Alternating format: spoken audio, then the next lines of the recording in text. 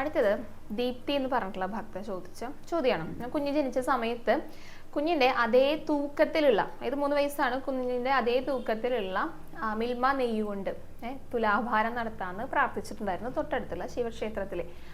അപ്പോൾ അത് ആ സമയത്ത് ചെയ്യാനായിട്ടൊന്നും സാധിച്ചില്ല. അപ്പോൾ ഭഗവാന്റെ കോപം ഉണ്ടാകുമോ എന്നാണ് ചോദിച്ചിരിക്കുന്നത്. അതിന് പകരമായിട്ട് ഗുരുവായൂരപ്പൻ എന്തെങ്കിലും വഴിപാട് ചെയ്യണമെന്നും കൂടെ ചോദിച്ചിട്ടുണ്ട് കേട്ടോ.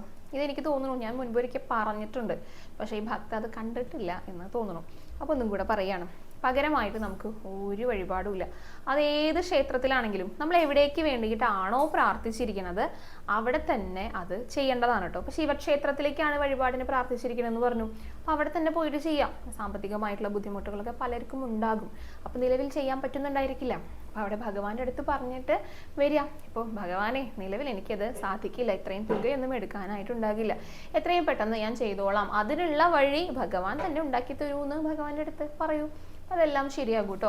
അല്ലാതെ ദോഷം എന്നൊന്നും പറയാനില്ല. നമ്മുടെ അവസ്ഥകളൊക്കെ നമുക്ക് ഉണ്ടായിട്ട്, നമുക്ക് അതിനുള്ള സാമ്പത്തികം ഉണ്ടായിട്ടാണ് നമ്മൾ ചെയ്യാതിരിക്കുന്നതെങ്കിൽ ചിലപ്പോൾ അവർക്ക് സങ്കടമൊക്കെ വന്നു എന്ന് വരും.